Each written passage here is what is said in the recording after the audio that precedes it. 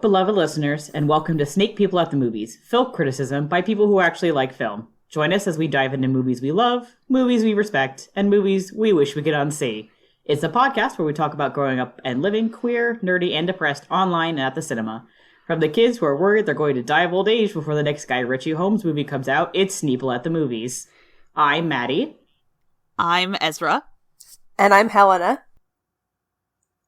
Today we're going to do something a little bit new. We are going to delve into a particular movie, or in this case, a particular set of movies, and we're just kind of get into like the nitty gritty about those movies. And as mentioned in the introduction, we're going to do the Guy Ritchie Holmes movies, which all three of us fucking love. Hell yes. Brought to you by us going, oh damn, what can we just all talk about with very little preparation? Guy Ritchie Sherlock Holmes. We'll talk about just kind of like, I think, a little bit of Sherlock Holmes in general as well, but that's kind of the focus is we'll go into these movies in particular, and then we'll kind of flesh out the background of it as well. Also, fair warning, one of the Sneople is feeling a little under the weather today. Hello. So if you hear any weird coughing, snuffling, etc. noises, just, tweet at Fortin Bros, feel better. Yes. Please send me your care packages with tea and whatnots. I don't know. Whatever your recipe is for cures for a common cold, send them. I will not give you my address. You have to figure that out on your own. You have to Sherlock Holmes it out. Yeah. That's exactly... Oh, how appropriate. There you go. I like it. It's thematically resonant. For those of you who are listening who haven't seen the Guy Ritchie Sherlock Holmes movie, especially the first one, I don't know how spoilery this is going to get. It's going to probably be pretty spoilery. Yeah, I think we agreed our spoiler policy kind of, for movies that are 5 years or older, we'll kind of just we'll get into it. We're not going to worry about spoilers. If you haven't seen them and you would like to see them on your own, we recommend seeing them first. If you don't care about spoilers, that's okay too. When we get to a newer movie, we'll probably we'll have a more particular spoiler policy. But as the first one is 10 years old, Jesus. I think it's kind of one of those things where it's if you haven't seen the Guy Ritchie Holmes movies, and you don't want to be spoiled, go watch them. I think they're well worth it, obviously, because we're doing a whole fucking episode on them. And then come on back and listen to us talk about it. Yeah, because we'll be here. Always. Always. We're always here in your podcaster of choice, waiting to... This is getting creepy, never mind. Hey, it's us again. Have you seen the Guy Ritchie Holmes movies? If not, why are you wasting your time listening to our podcast instead of watching them? That being said, everybody put on your time travel hats, and we're gonna rewind to 1890s weird alternative steampunky London. Look, these movies are kind of... These movies have a pretty, rule of cool is king attitude toward everything. Which is, very much in line with Guy Ritchie's whole shtick. Yeah. That's how he do. And, I'm gonna be real here, it's pretty in line with Arthur Conan Doyle's whole shtick. Also true. This is the dude who was also, what if dinosaurs? And then, yeah. What also if spiritualism, which wasn't so cool. Yeah. It didn't work out for him so well. Yeah, spiritualism didn't really work out for anybody that well, except for the people who were making money swindling other people with spiritualism. I think that Arthur Conan Doyle... Yeah, I guess it worked out pretty okay for them. I think that Arthur Conan Doyle would have really appreciated this movie because it basically suggests for most of the movie that magic is real, and Arthur Conan Doyle was very much into that idea. Yeah, that magic that was is real. true. Yeah, I think he would be into that. I think about how he was friends with Houdini, and Houdini was like, Dude, this is like fake. Like, this is a trick. I will literally show you how I do the trick. And he was like, and Arthur Conan Doyle was like, I'm so sad that you like can't trust me to tell me about magic. Houdini was like, oh my god. That's literally what happened. This is historical I was there. accuracy that we are bringing to you. I was Houdini. That's Oh boy. that is the plot boy. of most of this movie. Maybe magic real. Yeah, it is. The other half of Yeah. it is this is how you cope when your boyfriend moves out and marries somebody else. His magic becomes real. You become your consciousness becomes so destabilized by this change in routine that you're willing to countenance the reality of magic. This is all a deep psychological portrait of Sherlock. That's such horseshit. He was fucking dreaming the whole time. This movie is a ripping good time, involving lots of just like, what if we filmed Robert Downey Jr. bare knuckle boxing in slow motion because fuck you, that's why. Okay, I just realized that if you haven't seen these movies, everything we've just said is fucking bad shit. Yeah. Okay. So maybe we should do a little brief plot summary. Oh boy. Who wants to Somebody go else first? is gonna have to do the brief plot summary. Okay, I got We'll you. fucking No, round okay. table it. So the idea is, it's like late era Holmes and Watson. Watson is leaving eventually, I think relatively soon, to go get married to Mary. So instead of, like most movies, most stuff takes place like, here's how they met. It assumes that you already know. Like, you know Holmes and Watson. Let's not even fuck around with all that stuff. You know exactly how their relationship works. And the mystery comes up. I don't remember the mystery's super, like, the details of it always escape me of how it gets started. But basically the idea is, like, they think people are coming back from the dead. Oh, Mark Strong's character, like, gets killed, right? Like, he gets hung. Yeah. He gets killed. He's like hung for crimes. He gets He's executed hung for for crimes. murder. Right. Yeah. The beginning of the movie is them catching him, actually, Yeah. right? Yeah, Holmes catches him, and he is prosecuted, convicted, and executed for, I don't remember what he did, being bad. Well, yeah, because remember that it opens with them, like, they have kidnapped this girl and they're about to perform some freakish, like ritual, and the film opens with Watson and the police and Holmes in the process of stopping this, like, murder ritual that they're about to do. Yeah, it's like, ooh, black magic, spoopy.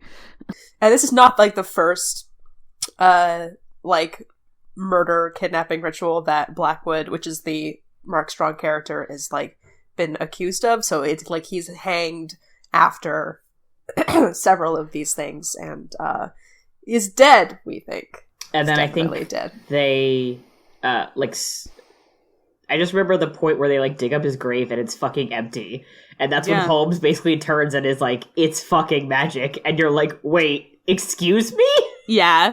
Yeah, because there's all this, he's like, it's not, he's like, it's not magic, this is just, a bunch of evil, overprivileged, like, dudes blowing smoke up each other's butts.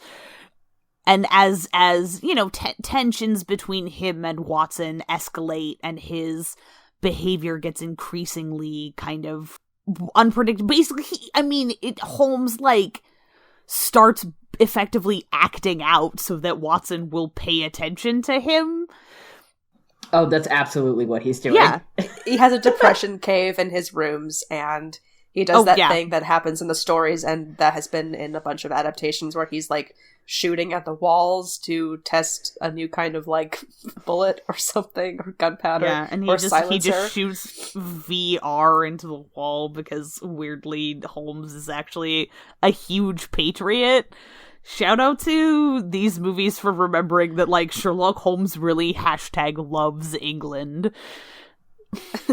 Hashtag. These movies actually have a lot of, like, I feel like a lot of Holmes adaptations go to, like, oh, we've read the books, wink, wink, nudge, nudge. But I feel like these ones have a lot of, for a movie that is not very subtle, has a lot of, like, little teeny details, which are nice. Well, this was one of those movies, I remember when it came out, a lot of people were like, this isn't a very accurate adaptation of Sherlock Holmes, and it's it's one of those things where it's like actually quite a bit more accurate than you think, because the popular conception that some people have about Sherlock Holmes is actually the one that's inaccurate to the story. Yeah. Like the idea of absolutely. an actiony Holmes who can kickbox or whatever and all that stuff is like, and I don't know, Robert Downey Jr.'s accent, which a lot of people were like, that's not accurate. And then a lot of people were like, actually, it is. Sounds pretty good to me. You know? Get fucked, actually. Yeah. It's an adventure story. It's a ripping good yarn, which is, I mean, that was the whole point of the actual Sherlock Holmes short stories. They're adventure mysteries.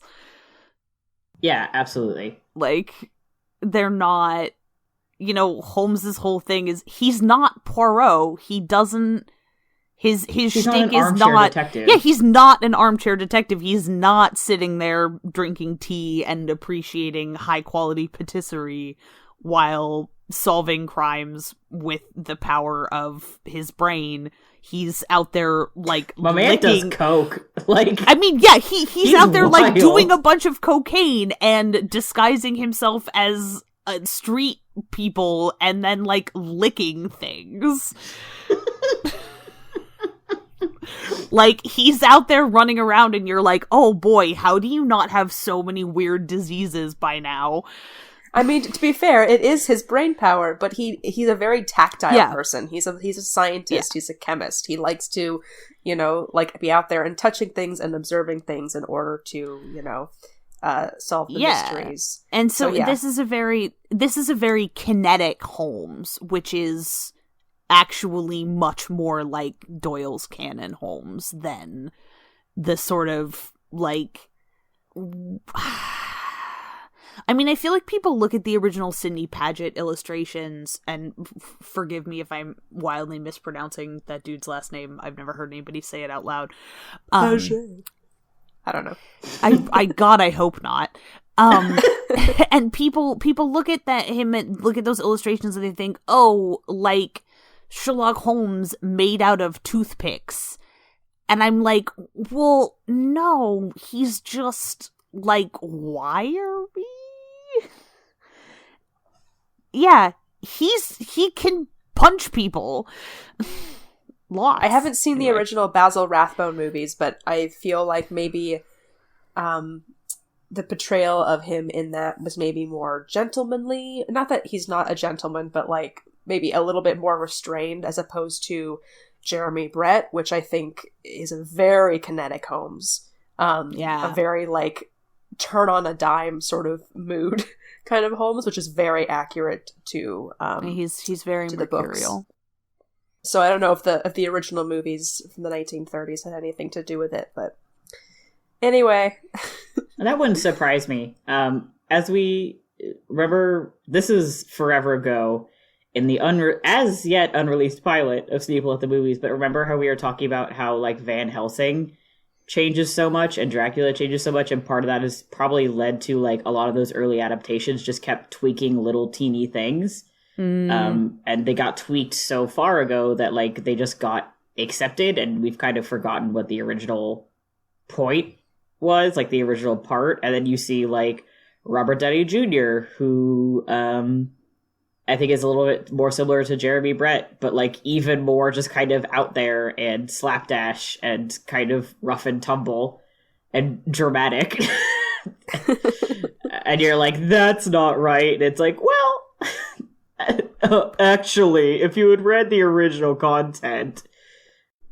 Speaking of character portrayals in the Sherlock Holmes movies. Jude Law. Jude Law's Watson. Jude Law's mustache. Yeah. Just the whole thing. He's so beautiful in these movies. He's so dashing. His eyelashes are so long. Like, and I appreciate the contrast being that Watson is the more classically attractive one.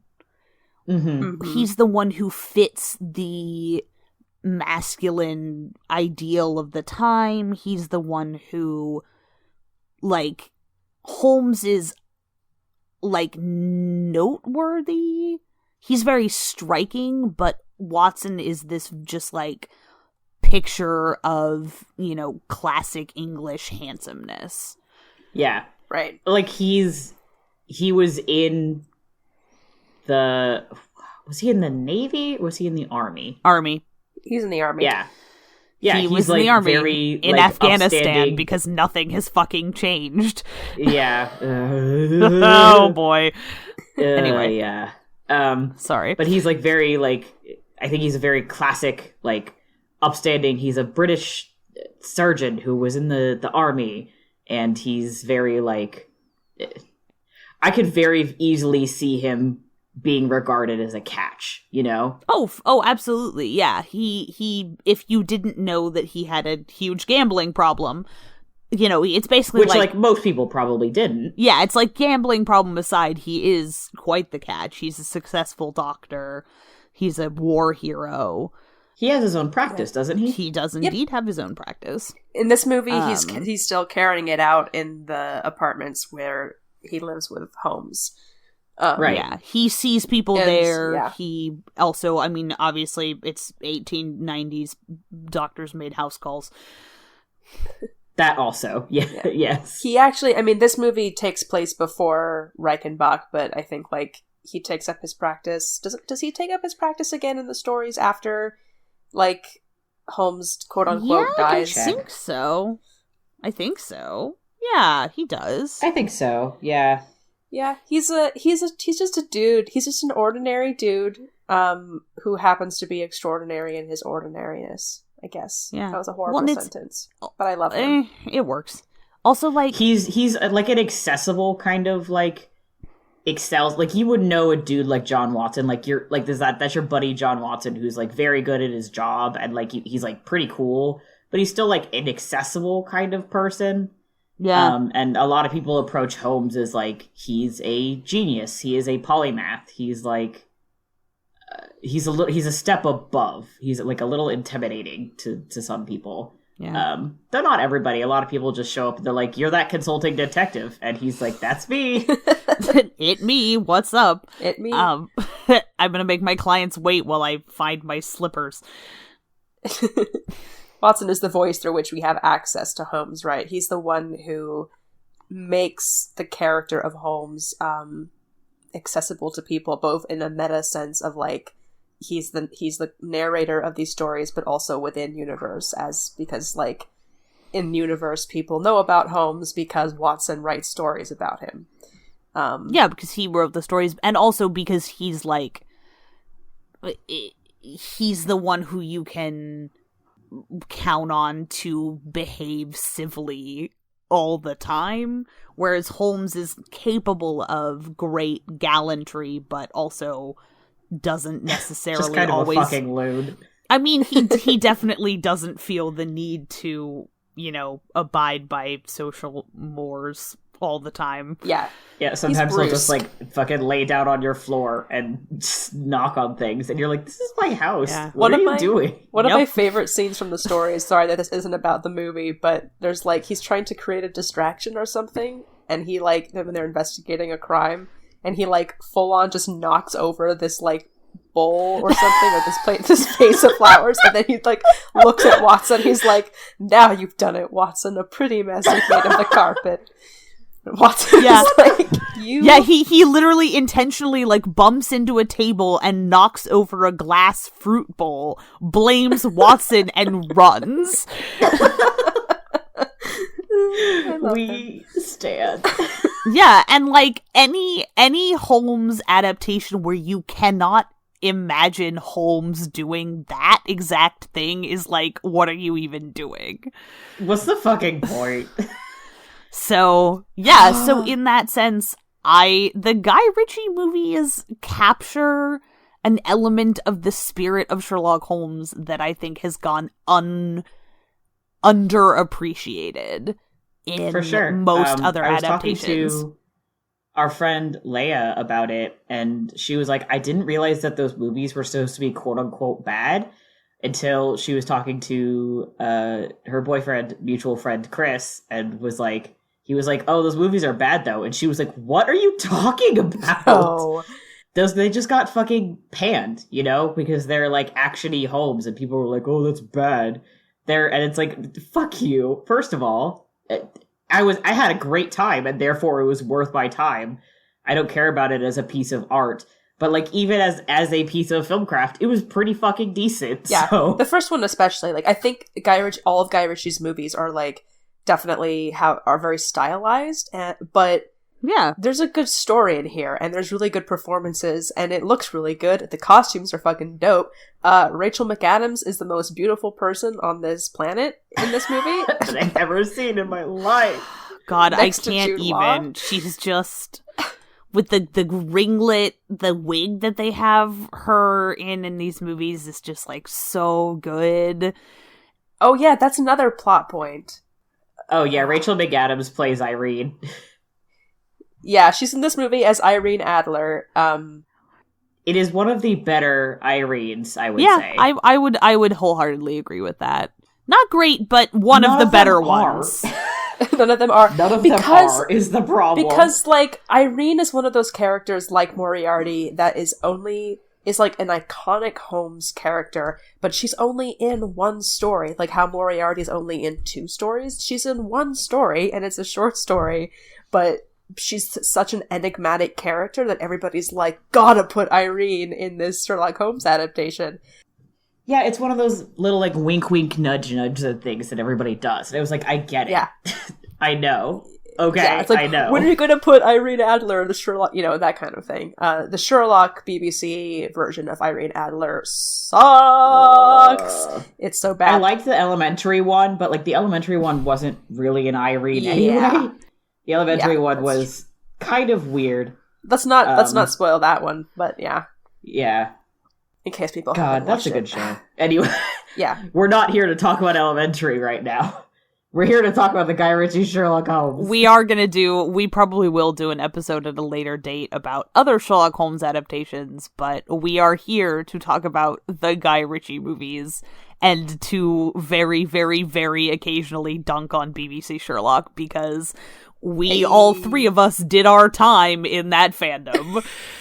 We did. 12 years of I it. saw like I saw all the way through half of season 3. Maybe I saw most of it. Maybe I didn't see the last episode as I want to do. And I was like, this show's like bad. This show's bad, actually. And I just was like, all right, I'm done. Bye. I saw it, but I don't remember season 3 at all.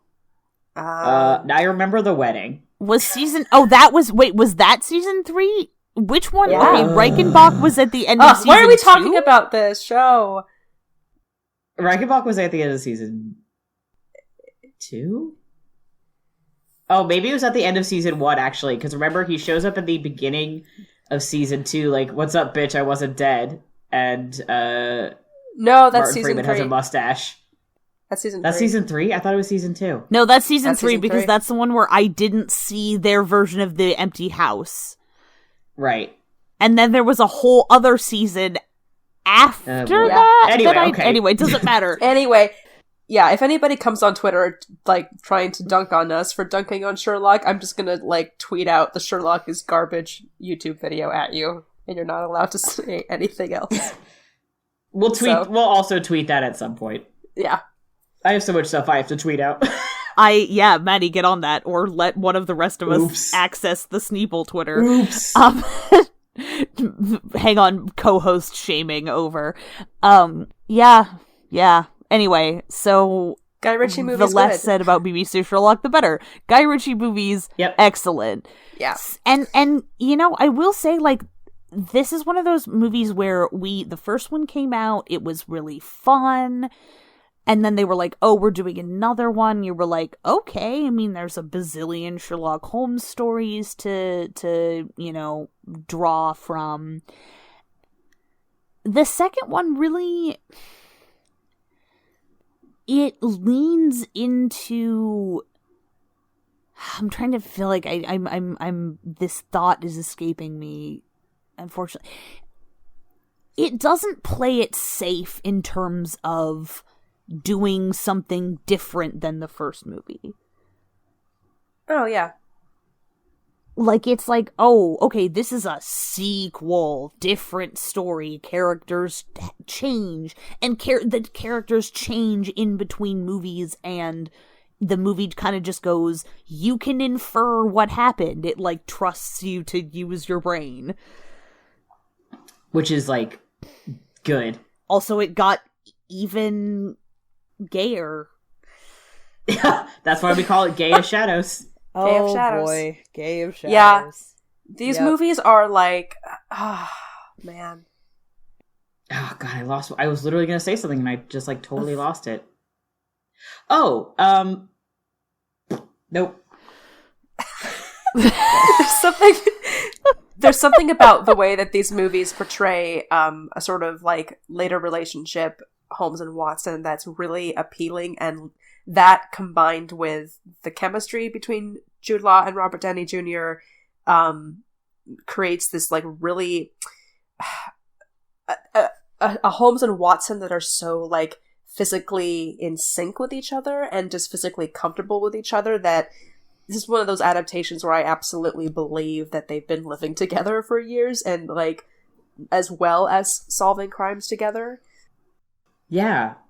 Yeah, they're best. They really do read as best friends who are in each other's space all the time. Yeah. There's something I said when we were planning this. We were talking about how it doesn't feel stagnant. Like a lot of Sherlock Holmes adaptations, it's like their relationship is very one note, and it's like a good note, but it's very nothing changes. Where you could tell that this is a relationship that's been happening for a long time and has very clearly developed and like has a lot of layers to it. Like there's a lot going on in their relationship, which makes sense because they lived in each other's pockets for an extremely long time, and now they're going through a change in their relationship, so there's like friction between them, but they still get along very well as friends and as like crime solving partners and life partners essentially. It's really good, and I can't think of any other Holmes adaptation really that has quite that same feel to it. The Granada ones are pretty good for like them being sweet with each other, but there's something about these ones where like, because there's something in the stories where there are these casual mentions of how like when danger approaches or something, Holmes will just casually like grab Watson's hand or touch his wrist as a signal to, do something. And there's a lot of that just like casual touching in this movie. Like that one thing that's my favorite towards the end where Holmes has like a little miniature spyglass and he uses Watson's chest to like steady the spyglass or something. Just like that kind of ridiculous, like totally unnecessary, but that it just feels like it seems natural to them, that kind of thing. That touching each other's wrist or touching each other's shoulder, which is very like a very romantic kind of thing too, but also a very like best friends platonic thing. And I can't really think of any other adaptation that has that. No, they're so, because even the Granada series, they're both a little more buttoned up. Mm-hmm. Especially Watson. And the Guy Ritchie movies, like, these movies really have absolutely no time for the kind of fantasy of the British stiff upper lip vibe. They don't care. They're not they're not here to have this sort of like there is kind of that like arch dry humor to them, but also they're very earthy in a way I feel like a lot of other Sherlock Holmes are more cerebral.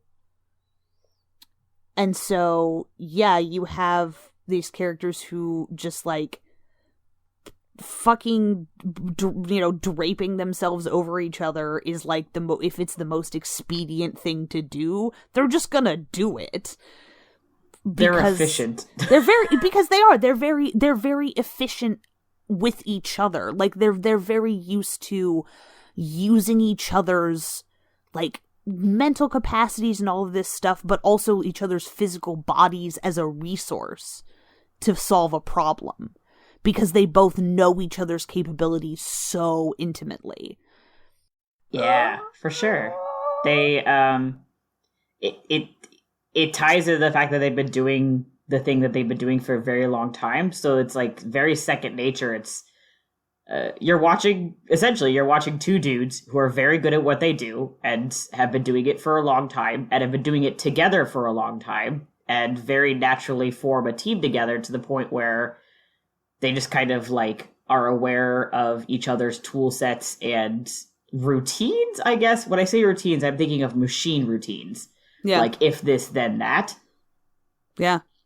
And of course, I know you're sniffling because you're sick, but it sounds like you're sniffling because we're talking about Holmes and Watson.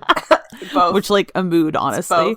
And they also, and then they also, of course, that means that they know how to hurt each other. Mm-hmm. And okay, well, stop. I can't. God, okay, fine, cool. I'm gonna die. It's cool. Don't worry about it. I am in fact going to. I love you too. I am in fact going to die before the next Guy Ritchie Sherlock Holmes movie comes out. What kills me about what you just said? What you just said reminds me of, like, I don't know if this is like it's kind of past the midpoint of the movie, but it's about like when Watson is moving out of the apartments, and Holmes has this lead on the Blackwood case, and he convinces Watson to come with him, and that is the same like night. It's like when they go to the slaughterhouse. So that he convinces Watson to come with him, and then that's where they have that extremely dope but extremely like stressful explosion sequence in slow motion, where Watson is, spoilers, Watson is, like, very badly injured, and then he has, like, Holmes has all this fucking guilt from that, afterwards. So, it's just this terrible thing where, like, this he is can when he dresses up like a doctor to go see Watson. Yeah, to treat him. And, like, he's to, like, so make sure, like, to, like, make sure that he's being treated appropriately. Right, exactly. Yeah. So he's just figured out the best way to get him to come with him and follow him wherever, and then that happens to be to instigate an event where he almost gets himself killed. Yep. So I hate myself. Anyway, they're really good together. That's the thing, is like these movies are they're very fun, they're a rollicking good time, but they also have very solid emotional beats to them. Yeah, for sure. Like, because they go from, an amazingly well choreographed bare-knuckle boxing match set to the Pogues rendition of Rocky Road to Dublin, which is, like, one of my favorite things that has been committed to film in the last 10 years. So good. And also, yeah, moments like that where you have this, Watson nearly gets blown the fuck up, and his fiance is, hovering, and then she, nat 20s the perception check to realize that the doctor is Holmes in disguise. Please, she is a passive perception of like 18. Oh, it's higher than that. Oh my god. Mary Morstern has, like, fucking expertise in perception. Don't even talk to me. And then she quotes the book at him. She quotes the story at him when she tells him that, because she says it was. He would say it was worth the wounds, which is a quote from the short story. I think it's pronounced The Three Garadevs. Is that how it's pronounced? Oh yeah, it's three Garadevs. Yeah. Oh which boy, is the infamous story where infamous. I don't know. Where it's Watson, pretty infamous. Yeah. Amongst the Sherlock Holmes fandom, I guess.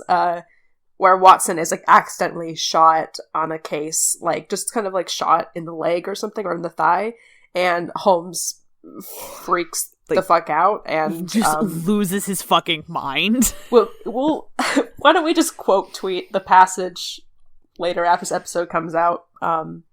But Watson basically says that it was worth many wounds to know the depth of loyalty and love which lay behind that cold mask, and it's really sad that I know that by heart, but I do. Oh no, yeah, God, you do, you don't said you? that, and I was like, oh God. Yep. Anyway, it's really good.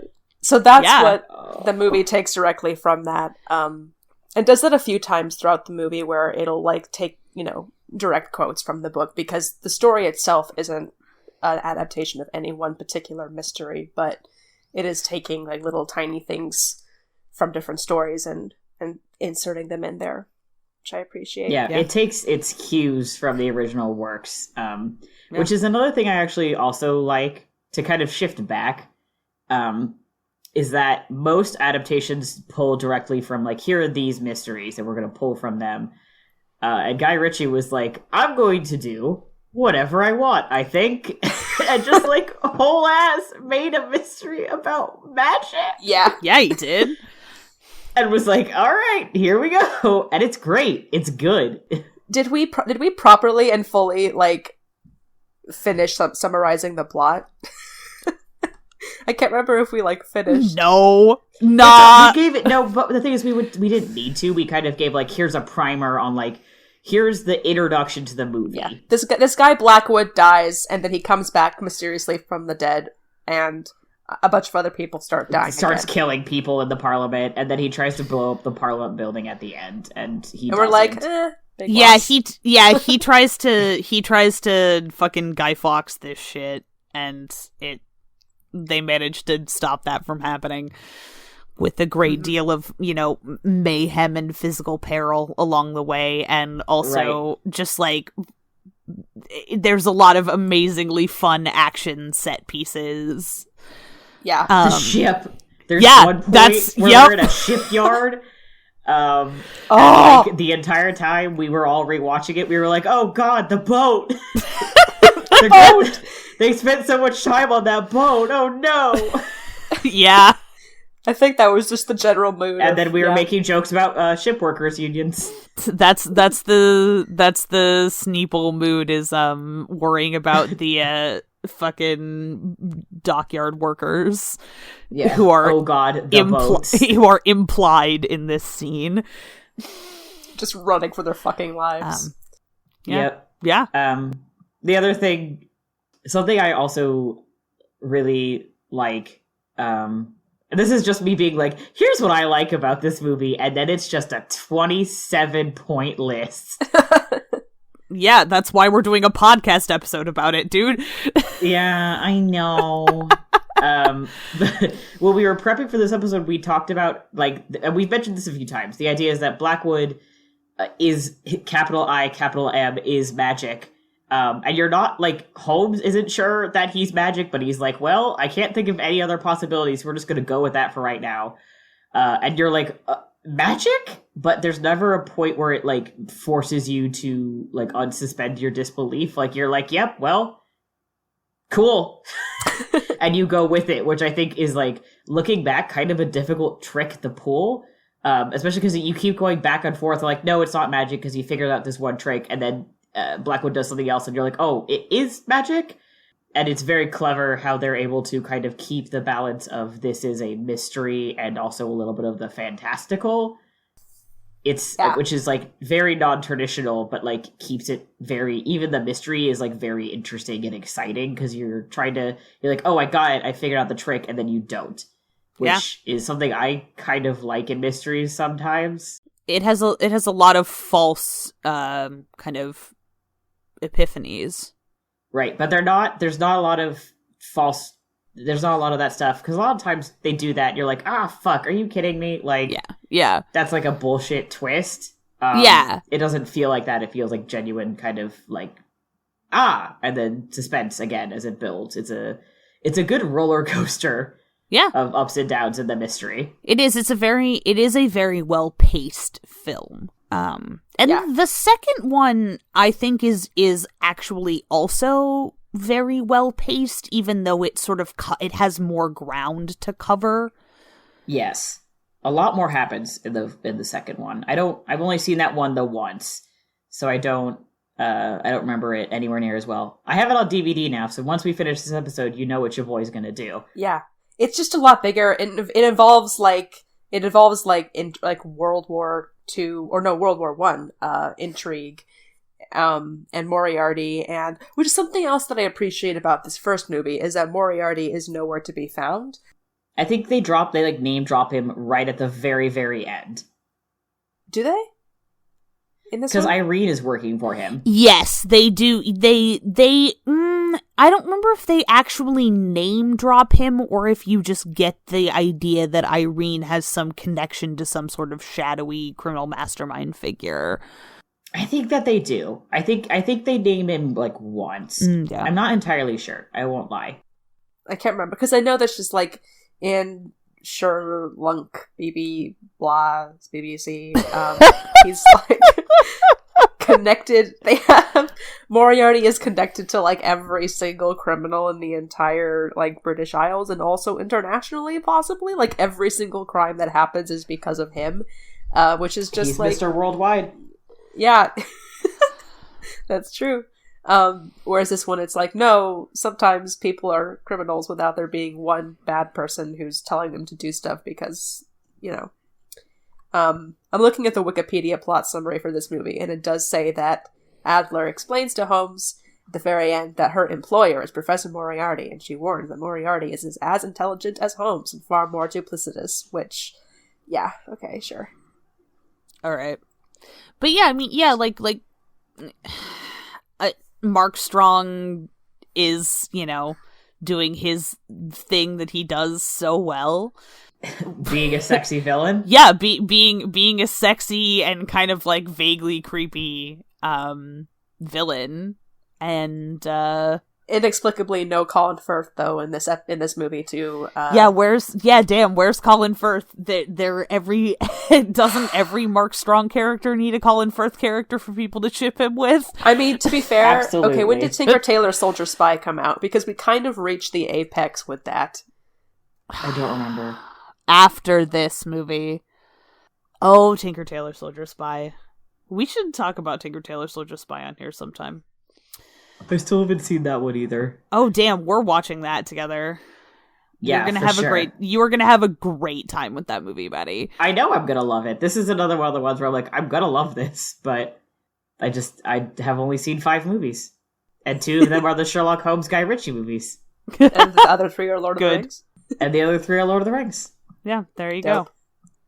go. We talked about that kickboxing scene, or boxing scene set to Rocky Road to Dublin. Ugh. And I love the way that they, especially in this scene, that they film Holmes' deductions. Because it's one of my favorites. The reason that it's also one of my favorite scenes too is that he's fighting this guy, and this guy, like, he's gonna give up the fight, basically, Holmes is, and this guy then spits at the back of his neck. And Holmes has, like, just absolutely freezes, and then goes through, kind of slowly, in his mind, what he's going to do, breaking down what he's going to do to this guy's body in retaliation for spitting at the back of his neck. And then it snaps back to him in the present, and then he does everything that he just explained at, like, normal speed. In, like, so, real like, time. yeah, super fast. And everybody's like, what the fuck just happened? But it's really amazing because it's just... It's visually very interesting to watch. And there have definitely been other Sherlock canons that have taken from that. And I don't think any of them have quite pulled it off as well. Yeah. Because it doesn't feel like... I don't know. It feels like just kind of natural thought. But it's not until you watch it happen in real time that you're like, oh, he's having just, like, regular, like, kind of... It's efficient thinking, but he's having that very efficient thinking incredibly fast. And that's when you're like, oh. Yeah.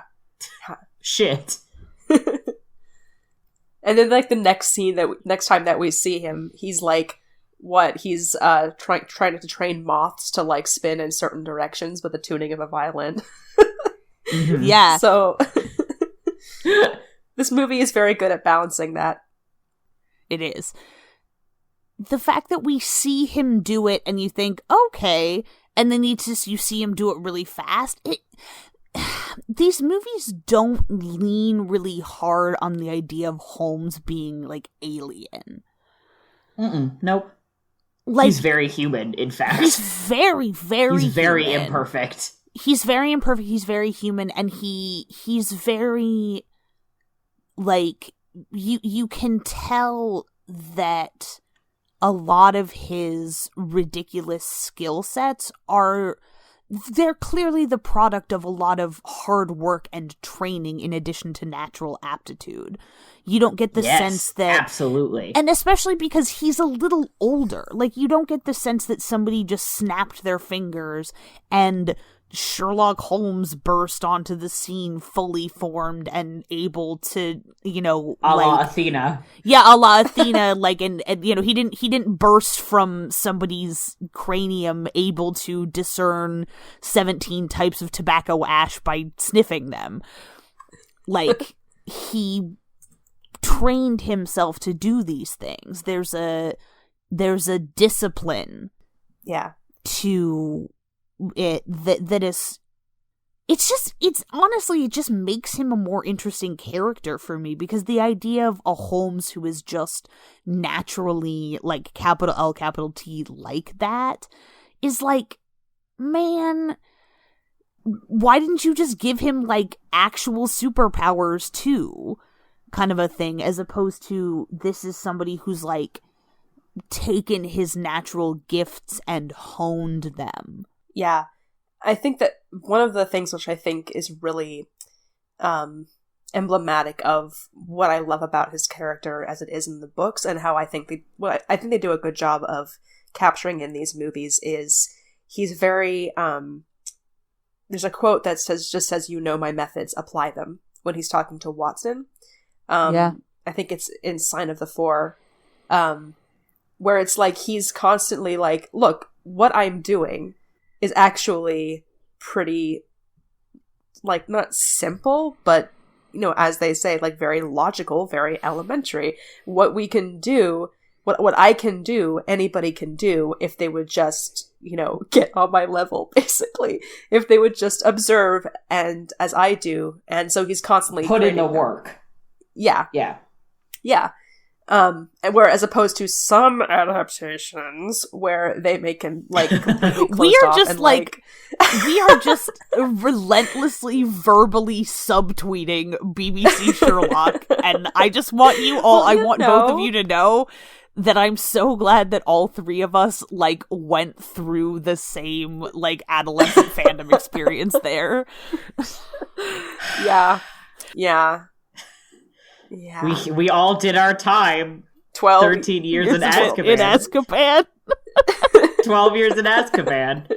It felt like 13. That it was extra actually... year I just slapped on because it felt like I was in the Sherlock fandom for 100. It was actually like Oy vey. Only like 5 years or something, or less than that. But it felt like longer. Well, yeah, because like so long. Yeah, I mean, because like I remember I got into Sherlock like sort of before it got popular in the US. Yeah, I was keeping not for all of us to be like, but my family watched a lot of British murder mysteries, and I really liked Sherlock Holmes because I grew up on the Granada Holmes series. We all used to watch that together, and my stepmom is like noted BBC mystery fan, so we heard about the Sherlock series coming out. We were all really excited about it, and who knows what happened after that? I have blocked it out of my memory. So yeah, because like I got into it because a bunch of my, you know, I was lurking in a lot of like Doctor Who fan communities, and that was like the hot new thing that people who were into Doctor Who were interested in. Super Who Lock. Oh God! I wish I swear to God you said that, and like I just had one of those, like, weird, like, Satan shivers. I will face God and walk backwards into hell, Matty. Stop. I just, Matty, I just looked into the abyss, and it looked back at me and whispered super hulock. I was into all of those things separately. I was never into them all together. And that is the only point of pride I can hold on to. I've been into basically any other trash fandom that you can imagine, but I was never into that. Ask not for whom the bell tolls. It tolls for super hulocks.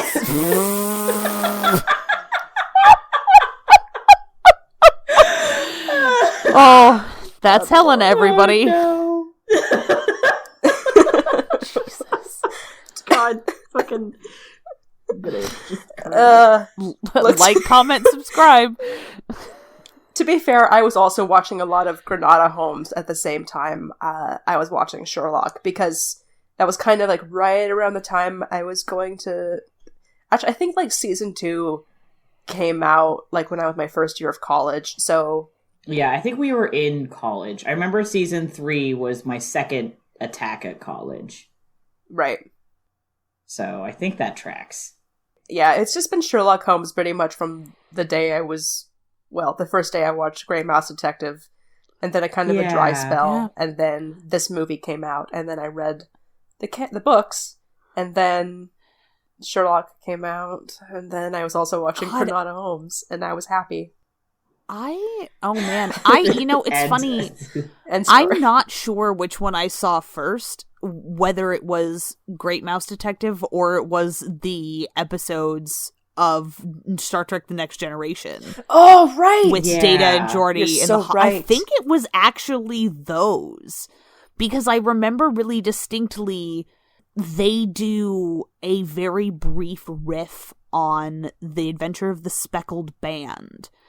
And then when I was in 8th grade, we had one of those, like, Norton literature samplers, and it was like, oh, read this. And, of course, I read whatever short story we were supposed to read in, like, 3.5 minutes and got bored and went flipping through it, and it had The Adventure of the Speckled Band in there, and I read it, and I went, oh, damn, that's that Star Trek episode.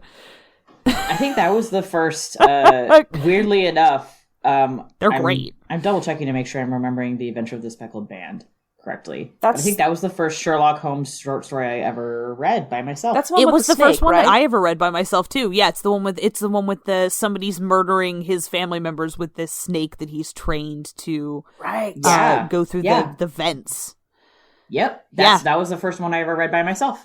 For those of our listeners who have never seen or heard of Star Trek The Next Generation, if you're out there. Do they exist? They must. Yeah, holy shit, who are you? On Star Trek Next Generation... Are you okay? There's this thing called the holodeck, where characters can go and, like, create, like, basically whatever. They can go to a beach, they can go to, a gym, or they can pretend that they're Sherlock Holmes and John Watson and solve mysteries. So that's what the character So good. Data, the android, and his best friend Geordi, who is the engineer, am I remembering his job correctly? Yeah. Yes. He's the chief engineer. On the ship. Geordi LaForge. Basically, Data's like, can I please cosplay Holmes and can you play Watson, basically? And they do this more than once. They have, like, at least a couple episodes. Yeah, I think they've got, like, 2 or 3 of them. Yeah, one with Moriarty. It's, like, super cool because there's, like, the first one, I think, like, Moriarty is so smart that he becomes sentient and realizes that he's a character in a hologram.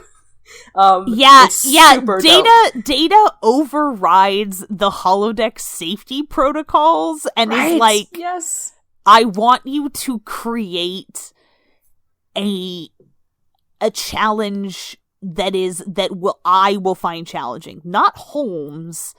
Data, but the Data, android with android. like unfathomable computing. Yeah, the like android with unfathomable personal computing power, and the holodeck's like, okay, and then the fucking like holodeck, like imaginary Moriarty, like figures out that he's a computer program. It's so good, you guys. It's so good. Honest to God, it's excellent. Brent Spiner and LeVar Burton are so fun. And it's just great. Like, if that's on, that shit's on, like, Netflix or something, you should all go watch Elementary, my dear Data. And also The Great Mouse Detective. You'll be glad you did. The Great Mouse Detective is tragically no longer on Netflix. Yeah. Motherfucker! But if you come over to my house, I have it on VHS. So yes. Oh my god. That was the first time I ever, like many things in my life, I didn't watch it until Helena made me watch it. And I think we were in, like, fucking high school. We may have been in college. It was not that long ago. It was, like... I love it. I will always share Great Mouse Detective. I think it was probably our senior year, because that's when we had both, like, we had, like, our picture of Dorian Gray phase, and we were also kind of having, like, a Sherlock Holmes phase, if I recall. Yeah. Which I'm still in. So that's why we watched... That we're still in, to be fair. We are still in both of those phases. Yeah. And I think you made me watch Great Mouse Detective, and it changed my life. It's so and good. It was good. Really underrated Disney film. Yeah. Which we will talk about. We don't have to talk about it more on this episode, because we'll do a separate episode. We'll do another one. Yes. I need to rewatch it before we, like, get further into it. Oh yeah, we're definitely gonna have to rewatch that one. For sure. We're kind of approaching the end of the episode. I think we talked briefly about a unusual double feature for this. Yes. Does anyone yes, remember we what did. it was? I mean, I'm pretty sure it was literally just go watch both of the Guy Ritchie Sherlock Holmes movie back to back. That was definitely one of them. But we had we had something else too. Do you have Kiss Kiss Bang Bang? Shit.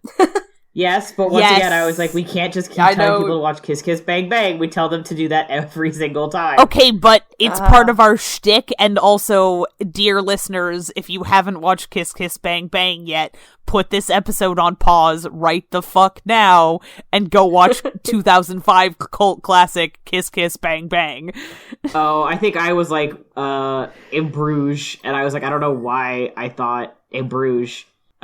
We didn't actually decide on an unusual double feature. I mean, it's not an unusual double feature, but to me, A Perfect Night does kind of sound like watching the first Guy Ritchie Sherlock Holmes movie and then immediately watching The Great Mouse Detective. Like, that sounds like the perfect night to me. Honestly, I think that's a good one. Yeah, I'll take it. It's not unusual, but it's pretty good. Well, I mean, it kind of is, though. They have a similar kind of... It's kind of like our last one was, like, they had a similar... style, like, idea, but they were kind of different takes. So it's like, it's watch the first Guy Ritchie Sherlock Holmes movie, and then go watch, like, Disney classic The Great Mouse Detective, which please you will probably need to rent somewhere. And which we should say, friends, Romans, countrymen, if you do a quick Google, see if there's a physical video rental store anywhere near where you live, and if there is, go rent shit from your local video store. They're awesome. Yeah. You should support them. Yes. If I you have are another unusual double feature. Oh, go ahead. Which we can say after. Go ahead. No, please finish. I was just going to say, if you are one of our listeners who happens to live in the Portland, Oregon area, or thereabouts, and it is easy for you to get to the Southeast Belmont area, please go to Movie Madness, because they are amazing, and they will have what you're looking for, I promise. Fuck yeah! There's also a great movie rental place in Hillsdale, near Wilson High School. Yeah, they're really great. That we used to go to a lot, and I'm just totally blanking on the name of it right now. But it's in that little Hillsdale shopping area that's near the high school. And I'm not sure I ever knew the name. We just always called it the video rental place. Oh yeah, but we used to go there all the time, and they were all, like, super chill, and they had a really cool selection of stuff. They never had John Carpenter's The Thing, but to be fair, nowhere I go does. So fair. And if you happen to live in Bellingham, Washington, go check out Film is Truth on Cornwall Behind the Limelight. They are fun and friendly folks, and also they organize their movies alphabetically, not by genre, so you don't have to wander around going, fuck, is that a comedy? Is it a fucking action movie? Yeah. Is it a blah, blah? Yeah, they're just alphabetical, and all the people who work there are super knowledgeable and very cool. So support your local video rental store. The one in Hillsdale is Impulse Video. That's what it is. Impulse, yes, Impulse you. Video. Yeah. Yeah, shout out to Impulse Video for having an insanely good foreign film selection. Yeah. Their foreign film collection For is sure. fucking killer. So yeah, if you live on the west side of Portland, like, please check out Impulse Video and frankly tell them that some random podcast of people who used to live in that area said hi. And if you can't do any of those things, if you can't do any of that, just go to Redbox. Yeah. Try and find and support your local video store. They're like, Yes. they're always struggling, and like, don't let them die. Please. Because Netflix does not have a great film selection. So Oh yeah, unusual double feature. my secondary unusual double feature is still first Guy Ritchie Sherlock Holmes movie and the Kenneth Branagh Murder on the Orient Express. Oh yeah! If you have not seen the Ken Branagh Murder on the Orient Express, it is not Holmes, it is Poirot. He plays the titular Poirot. It is a more recent one. It features Daisy Ridley. It has Leslie Odom Jr. Willem Dafoe. It has Willem Dafoe. Penelope Cruz. Spectacular cast. Also very stylish and stylized. Great costumes. It's just like a super solid murder mystery. That's also like a rip-roaring good time. I believe it made me cry when we saw it in theaters. It definitely Ezra, did, bud. Yeah, it made you cry, because it made me cry too. It's just like really fucking good. delightful. So, if you cannot find The Great Mouse Detective, I'm pretty sure Murder on the Orient Express you could rent. And if you don't have a local video rental store, it's also for rent on Amazon. Which, like, I know how we all feel about Amazon, but if you do not have the ability to support a local video rental store, that is also an option. So there are options for you. Hell yeah. Any other kind of closing thoughts? I love Sherlock Holmes. That's yeah, my closing I thought. love Sherlock Holmes too. So this is much. interesting because I feel like we weren't sure how much we wanted to talk about the second one. And we did some. We might save that for a future episode or sort of like a bonus, shorter part of this, like a sort of a bonus part 2 of this episode. But it's also really great, and I feel like we kind of didn't want to talk about it as much because for me, every time I watch it, I'm like, oh wow, this movie is like a lot more sort of like adult and melancholy than I remember it being, and also it just makes me like so mad that they haven't made a third one yet. Yeah, for sure. The first one is definitely more kind of like lighthearted, I guess. Yeah. Well, and the first one is very self-contained.